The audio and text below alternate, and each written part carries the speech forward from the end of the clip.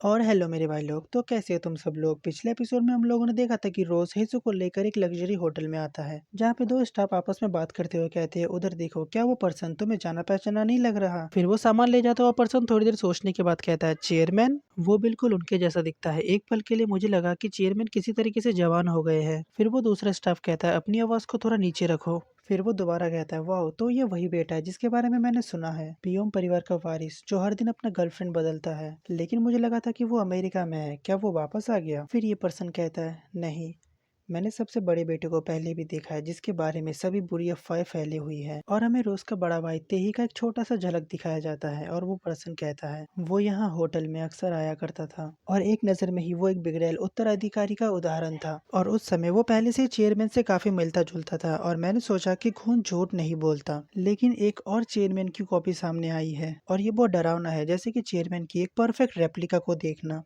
वैसे क्या वो औरत उनकी गर्लफ्रेंड है। फिर वो खुद को ही आंसर देता है, नहीं, इसका कोई चांस ही नहीं है। फिर हमारा सीन तेही की तरफ शिफ्ट होता है, जो चेयरमैन के पैसों का बहुत अच्छे से यूज कर रहा था। फिर अचानक तेही को कुछ महसूस होता है और वो उठते हुए कहता है, रुको। और वो लड़की तेही से पूछती है, तुम रुक क्यों गए, सब कुछ कितना अच्छा चल रहा था। और तेही अपने कान को खुजाते हुए कहता है, मेरे कान में खुजली हो रही है, शायद कोई मेरे बारे में बात कर रहा है। फिर वो लड़की तेही का हाथ पकड़ के अपने चेस्ट पे रखते हुए कहती है, क्या अब तुम पीछे हट रहे हो जबकि तुम्हारे सामने इतनी खूबसूरती है। फिर तेही हंसते हुए कहता है, बिल्कुल नहीं, तो फिर तुम होटल जाना चाहोगे। फिर वो लड़की रिप्लाई देती है, नहीं नहीं, मैं इसे यही करना पसंद करूंगा। और वो दोनों अपना काम शुरू कर देते हैं। फिर हमारा सीन होटल की तरफ शिफ्ट होता है, जहाँ पे रोज हेसू को लेके आया था। और रोज हेसू को बेड पे रखता है और वो नीचे बैठते हुए हेसू के जूते उतारते हुए पास्ट के बारे में सोचता है, जब हेसू रोज के पैरों के ऊपर खड़ा होकर उसे किस कर रहा था। और रोज खुद से ही कहता है, मुझे इसे सहना ही होगा, बस थोड़ी देर और इंतजार करो ताकि वो मेरे साथ और भी कंफर्टेबली रह सके। और वो हेसू का कोट उतारने लगता है ताकि वो कंफर्टेबली सो सके। और हेसू रोज के बाहों में गिर जाती है और नींद में ही बड़बड़ाने लगती है। और रोज मुस्कुराते हुए कहता है, ऐसा लगता है कि जैसे वो पहले से ही मुझ पर बहुत ज्यादा भरोसा करती है। और रोज हेसू को धीरे धीरे बिस्तर पर सुलाते हुए कहता है, अच्छे से सो, क्योंकि कल का दिन बहुत मुश्किल होने वाला है।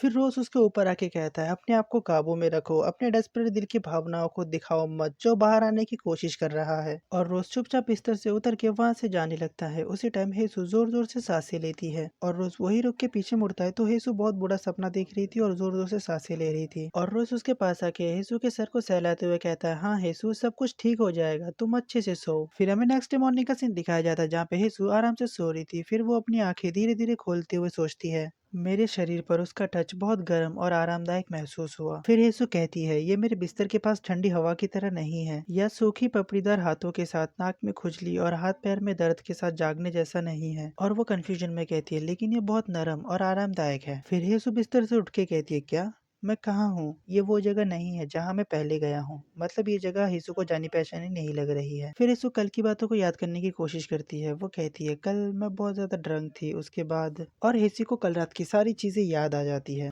और हेसु शॉक हो जाती है कि उसने कल रात क्या कर दिया। वो एक बिल्ली की तरह कूदती है, छत से टकरा के दोबारा नीचे आ जाती है। और हेसु ब्लश करते हुए कहती है, नहीं, ये सपना होगा, मैंने पहले भी इस तरीके के सपने देखे हैं। मुझे एक अजीब सपना आया क्योंकि वो लड़का अजीब बातें कहता रहता था। और हेसु अपने जूतों को देख के कहती है, नहीं, ये पक्का कोई सपना नहीं है, ये इमेजिन करना मुश्किल नहीं था। साफ तरीके से रखे गए जूते, धीरे से रखा गया बैग और अच्छे से टंगा हुआ कोट, धीरे और जानबूझकर किया टच किसी ऐसे पर्सन की होगी। जब मैं नशे में था तो उसने मेरी देखभाल की होगी। फिर हेसु थोड़ी देर हैरानी से बैठती है और वो अपने चेस्ट को टच करते हुए कहती है, किस्मत से इसके अलावा कुछ और नहीं हुआ है। फिर हेसु शर्माते हुए खुद से ही कहती है, क्या किस्मत है, इतनी गड़बड़ी करने के बाद क्या इस समय ये सोचना सही है। और हेसु रात के बारे में सोचते हुए कहती है, मुझे लाइन को क्रॉस नहीं करनी चाहिए थी। लेकिन वो इशारा मानो जैसे लाइन को क्रॉस करने का मौका मांग रही थी। ये बहुत बहुत गुदगुदी भरा था कि मैं खुद को कंट्रोल नहीं कर पाई। और वो बहुत शांत चेहरा, इतना सेटिस्फाइड लग रहा था। और मुझे लगा कि मैं इसे बर्दाश्त नहीं कर पाऊंगा कि जब तक मैं उसे इतनी जोर से काट न लूं कि उसे दर्द हो। फिर ये एक फनी फेस बनाते हुए कहती है, चलो उल्टी पुल्टी चीजें नहीं सोचते हैं। और ऐसा नहीं है कि हम दोनों साथ में सो रहे थे या कुछ और कर रहे थे, इसीलिए शायद इसका कोई और मतलब नहीं है। और येसु शूज पहनते हुए कहती है, ये शायद उसका पहली बार नहीं था कि वो किसी लड़की के साथ सो रहा था। और ये बहुत अजीब बात होगी कि उस तरीके के चेहरे वाले किसी पर्सन का कोई हिस्ट्री ना हो।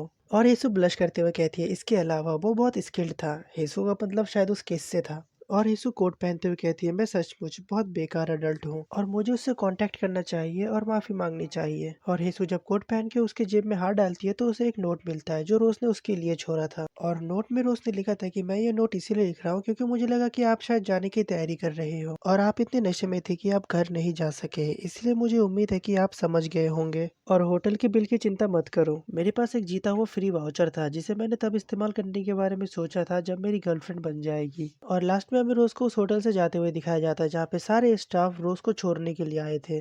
फिर हमें रोज का घर का सीन दिखाया जाता है जहाँ पे रोज ली से ओवर टाइम काम करवा रहा था और ली रोज से कहता है, सर मैं सचमुच क्यूरियस हूँ, लेकिन क्या ऐसा कोई कारण है जिससे आपको घर पे खतरा महसूस हो, जैसे क्या कोई सियोल के बीच में ऊंची बिल्डिंग की खिड़की तोड़कर अंदर आएगा और आप पर चाकू से हमला करेगा। और रोज उसकी बातों को सुन के हंसने लगता है। फिर वो ली की तरफ देखते हुए कहता है, मुझे एंटरटेन करो। ली रिप्लाई देता है, क्यों, क्या आप फूलों की पंखुड़ियों के साथ जेंगा खेलना चाहते हो, क्या आप उस लड़की से मिलने नहीं जा रहे हो। रोज रिप्लाई देता है, नहीं, मैं आज उससे पहले कांटेक्ट नहीं करूंगा। और रोज कल के सीन को याद करते हुए कहता है, कर्ज बढ़ गया है और उसे मुझसे पहले कांटेक्ट करना चाहिए। और रोज स्माइल करते हुए कहता है, तब शायद मैं इसे छोड़ने के मूड में हो सकता हूँ। और ली कंफ्यूजन में सोचता है वो किस बारे में बात कर रहा है, मैं नहीं बता सकता, मुझे अब समझ में नहीं आ रहा है कि वो क्या सोच रहा है। और ली पास्ट के बारे में सोचता है जब रोज हेसू को होटल में छोड़ के जा रहा था और हम देखते हैं कि ली रोज के ऊपर नजर रख रहा था। वो कहता है, मुझे तो अब ये समझ नहीं आ रहा कि वो पकड़े जाने से बचना चाहता है या फिर खुद पकड़ा जाना चाहता है, उस लड़की और चेयरमैन दोनों के द्वारा। फिर हमारा सीन शिफ्ट होता है, हमें नंगे पुंगों को दिखाया जाता है जहाँ पे एरी मिंचुल से कहती है, ये अनफेयर है। मिंचुल को तो कुछ भी समझ में नहीं आता कि एरी क्या कहना चाहती है। फिर मिंचुल एरी से पूछती है, तुम्हें अचानक क्या हो गया। और एरी कहती है, तुम हर चीज में इतने स्किल्ड क्यों हो,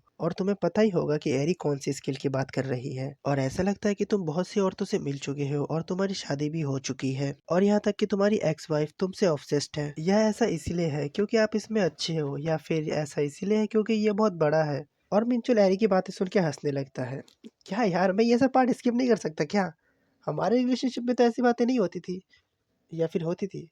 छोड़ो यार, खाने को कंटिन्यू करते हैं। और मिंचुल एरी की बातों पे ज्यादा ध्यान नहीं दे रहा था। फिर एरी कहती है, तुम शायद फर्स्ट टाइम से ही इतने स्किल्ड थे। और मिंचुल सोचता है, क्या वो सोचती है कि मैं बचपन से ही ऐसा हूँ, और वो मन में ही हंसने लगता है। फिर मिंचुल कहता है, ऐसा इसलिए है क्योंकि मैं बड़ा हूँ। फिर एरी पूछती है, क्या बड़े होने के बाद ऐसा ही होता है।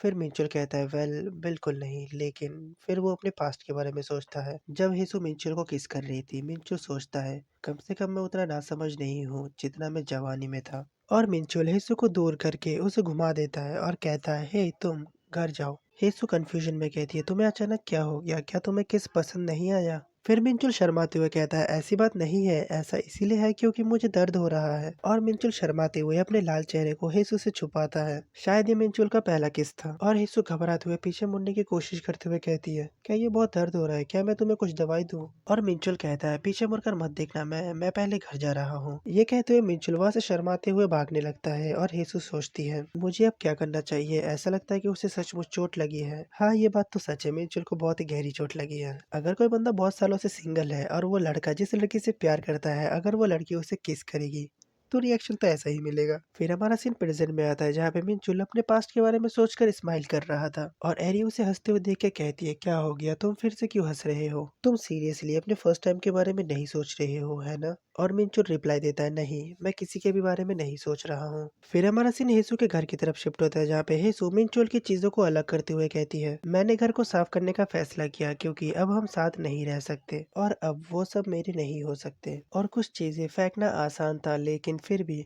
ये कहते हुए हेसु उस फोन की तरफ देखती है जिस फोन को मिंचुल ने हेसु को गिफ्ट किया था। और हेसु को वो पुराने दिन याद आ जाते हैं जब मिंचुल ने हेसु को फोन गिफ्ट किया था और उसने जब हेसु को पहला मैसेज किया था। और हेसु थोड़ी देर वहीं बैठकर उन सब बातों को सोचती है। फिर वो वहां से खड़े होते हुए कहती है, मैं रोया नहीं, मैंने फैसला किया कि मैं अब और नहीं रहूंगा। और हेसु उस फोन को भी उस कपड़े के थैले में बांध देती है और कहती है, तुम्हारी वजह से, हमारी यादों की वजह से जो फिर कभी नहीं होगी। और हेसु उस रूम से जाते हुए कहती है, फ्यू, ये खत्म हो गया। और हेसु सोचती है, ये सिर्फ कुछ चीजें थी जिनसे मुझे छुटकारा पाना था, लेकिन मुझे ऐसा लग रहा है कि मैं घर छोड़कर जा रहा हूँ। मैं बहुत ज्यादा थक गया हूँ। और हेसु सोचती है कि उसे नूडल्स खा लेना चाहिए और उसी टाइम उसे पुराने दिनों की भी याद आ जाती है जब वो और मिंचुल साथ में बैठकर नूडल्स खाते थे। और हेसु थोड़ा उदास होते हुए सोचती है मिंचुल ने मुझे ये सिखाया था। और हेसु उस खाली रूम की तरफ देखते हुए सोचती है और अब साथ में खाने वाला कोई नहीं है और घर खाली है। इससे मुझे फिर से एहसास हुआ कि इस छोटे से घर में जो जगह मैं भरता था वो सच में बहुत छोटी थी। और जब मैं वहाँ था तो मैंने अपने पुराने अंडरवियर भी फेंक दिए थे। और चाहे तुम यहाँ हो या नहीं, लेकिन 13 साल की मुश्किलों के कारण मैं आने वाले फ्यूचर में भी गरीब ही रह जाऊंगा। और हेसु सोचती है कि उसे अपने लिए कुछ नए अंडरवियर खरीद लेनी चाहिए। फिर हेसु की नजर उस टेडी के ऊपर पड़ती है जिस टेडी को हेसु ने रोज के लिए खरीदा था। और हेसु सोचती है क्या मुझे रोज को कॉल करके उसे मेरे साथ नूडल्स खाने के लिए कहना चाहिए। फिर हमारा सीन शिफ्ट होता है, हमें रोज को दिखाया जाता है जो ली के साथ बैठकर जिंगा खेल रहा था। और थोड़ी ही देर में हेसु का कॉल भी आ जाता है। रोज उस फोन को उठाता है और देखते हुए स्माइल करता है। और हेसु रोज को नूडल्स खाने के लिए इनवाइट करने के बाद वो मार्केट आ जाती है अपने लिए कुछ अंडरवियर्स लेने। और हेसु मार्केट में इधर उधर घूमते हुए अपने आप से ही कहती है मेरी लाइफ में कभी भी कुछ नया नहीं हुआ। फिर हेसु अपने पास्ट के बारे में सोचती है जहाँ पे हमारी हेसु की फैमिली इतनी गरीब थी कि वो अपने लिए कपड़े भी नहीं खरीद सकते थे। और हमारी छोटी सी हेसु अपने फादर के पीछे छुपी हुई थी और कोई अमीर औरत अपने पुराने कपड़े उन्हें दे रही थी। और हेसु के फादर हेसु से कहते हैं आपको उन्हें थैंक यू कहना चाहिए।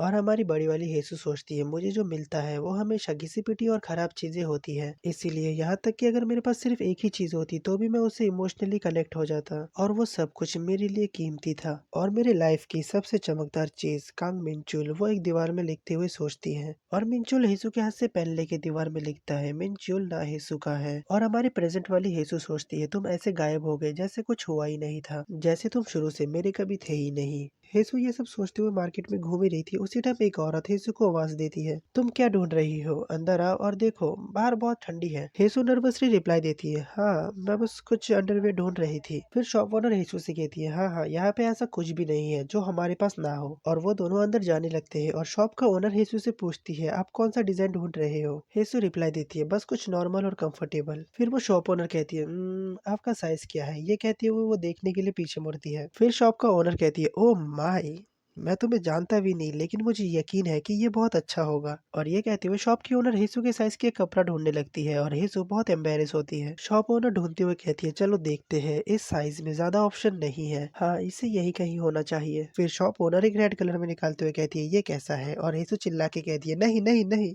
शॉप ओनर कहती है क्यों तुम्हें ये पसंद नहीं आया, अगर आप ऐसा कुछ पहनोगी तो आपका हस्बैंड पागल हो जाएगा। हेसु एम्बेरस होते हुए कहती है नहीं ये नहीं, मुझे कुछ और दीजिए। शॉप ओनर हंसते हुए कहती है जवान दुल्हन बहुत शर्मीली है। फिर वो एक नॉर्मल वाले निकाल के हेसु को देते हुए कहती है ठीक है मेरे पास जो भी है उनमें से ये सबसे सेफ चॉइस है। फिर हेसु एम्बेरस होते हुए कहती है ठीक है मैं इसके साथ ही जाऊंगा। और शॉप ओनर हंसते हुए कहती है जरूर मैं तुम्हें ये दूंगा, खुश हो जाओ। और शॉप ओनर बिल बनाते हुए कहती है तुम एक यंग वाइफ लगती हो लेकिन क्या आप मैरिड हो। हेसु स्माइल करते हुए रिप्लाई देती है नहीं मैं सिंगल हूँ। फिर वो शॉप ओनर दोबारा से उसे निकालते हुए कहती है ठीक है फिर मैं तुम्हें इसे एक सर्विस के रूप में दूंगा। और वो कहती है दोबारा जरूर आना। तो देखो यार मुझे पता है मैं थोड़ा अजीब हो रहा हूँ लेकिन हाँ इस आउटफिट में तो मैं भी देखना चाहता हूँ हेसु को। So nice job aunty. और हेसु उन सामानों को लेते हुए बाहर आते हुए कहती है वैसे भी मैंने इसे खरीद लिया। और हेसु अपनी पहली बार खरीदे हुए कपड़ों को देख के बहुत खुश होती है। और हेसु ने रोज के लिए जो टेडी बियर लिया था उसे भी एक गिफ्ट की तरह एक बॉक्स में पैक करवा लेती है। फिर हेसु कुछ सॉक्स खरीद लेती है, वो सोचती है इन दिनों बहुत ठंडी है इसीलिए मेरे पैर भी जम जाते हैं। और हेसु पिछले दिन के बारे में सोचता है जब रोज उसे लेने के लिए आता है। अब जब मैं इसके बारे में सोचता हूँ तो उसके ग्लव्स गर्म नहीं लगते हैं। फिर हेसु उन ग्लव्स की तरफ देखती है और शॉप ओनर को बुलाती है माफ कीजिए सर प्लीज इन ग्लव्स को भी पैक कर दीजिए।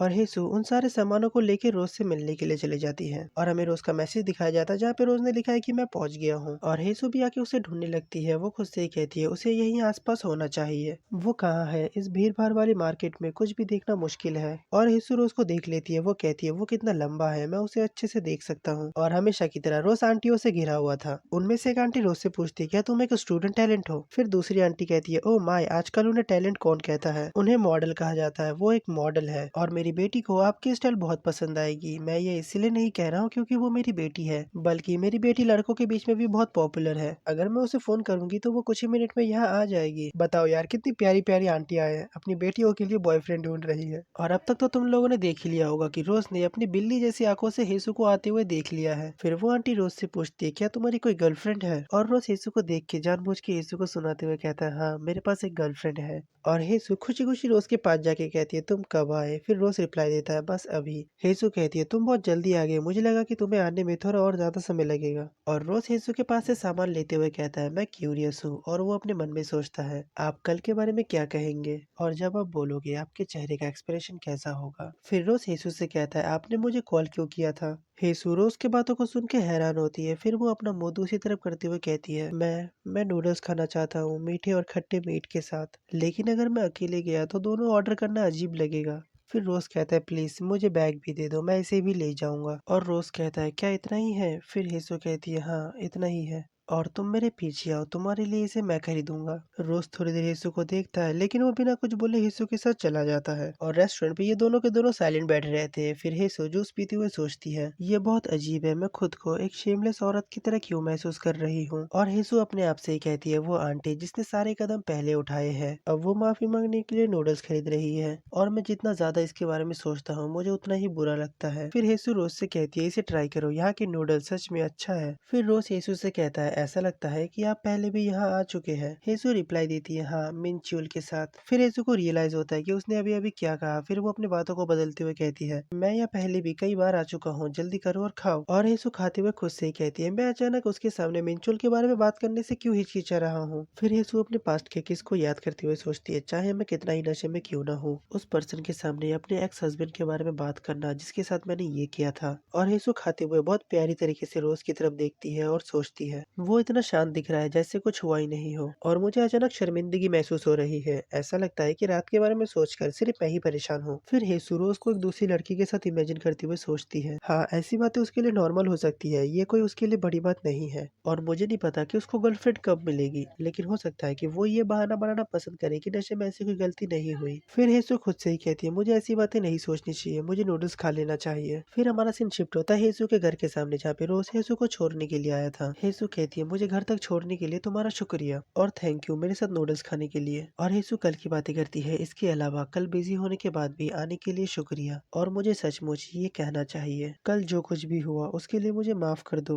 मैं बहुत नशे में था, इसीलिए मैंने बिना सोचे समझे ऐसा किया होगा, मुझे ऐसा नहीं करना चाहिए था, मुझे सच में माफ। हेसु अपनी बात कंप्लीट करे उससे पहले रोज उसके पास आके कहता है, मुझे माफी नहीं चाहिए क्योंकि मुझे ये पसंद आया, क्या तुम्हें ये पसंद नहीं आया। और हेसु शर्माते हुए दूसरी तरफ देखते हुए कहती है, ये ऐसा नहीं है। और रोज कहता है, तो फिर प्रॉब्लम क्या है। रोज स्माइल करते हुए कहता है, मैंने तुमसे कहा था कि मेरा यूज करना ठीक है, और अगर आपका दिल तैयार नहीं है, कम से कम मेरे शरीर का इस्तेमाल करो। ये कहते हुए रोज अपना हाथ हेसु के हाथ की तरफ बढ़ाने लगता है। और हेसु ब्लश करते हुए उस बैग को रोज को देके अंदर जाते हुए कहती है, ये कुछ गिफ्ट है क्योंकि क्रिसमस जल्द ही आने वाली है, और घर जाओ और इन्हें खोलो। और अगर तुम लोगों ने इस पार्ट को ध्यान से देखा है तो तुम्हें पता चल ही गया होगा, ये जो रेड बैग है इसके अंदर कौन सा गिफ्ट है। और हाँ, ये वाली इमेजिनेशन मैं तुम्हारे ऊपर छोड़ रहा हूँ कि रोज इस आउटफिट में कैसा दिखेगा। ये सोचने के बाद जो भी तुम्हारा रिएक्शन हो उसकी इमोजी कमेंट कर देना। तो चलो कहानी को कंटिन्यू करते हैं। फिर रोज हेसु से पूछता है, क्या मैं अंदर आ सकता हूँ। फिर हेसु रिप्लाई देती है, नहीं यहाँ नहीं, अपने घर जाओ। और हेसु घर के अंदर आके गेट बंद करके ब्लश करते हुए अपने आप से कहती है, वो लड़का इनोसेंट होने का नाटक कर रहा है, लेकिन क्या वो इन सब में बहुत प्रो नहीं है। और वो क्या सोचता है कि अंदर आने की कोशिश करके वो क्या कर रहा है। हेसु सोचती है, ये पूरी तरीके से गड़बड़ और अजीब है, लेकिन तुम लोगों को पता है ना, जिसने ये गड़बड़ी की है उसके थॉट उससे भी ज्यादा अजीब है। और हेसु दबे पाव से अंदर जाते हुए कहती है, मुझे नहा लेना चाहिए। और हेसु नहाने के बाद वॉशरूम से बाहर आती है और वो अपने कपड़े ढूंढने लगती है, वही कपड़े जो उसने अभी अभी रोज को दिए हैं।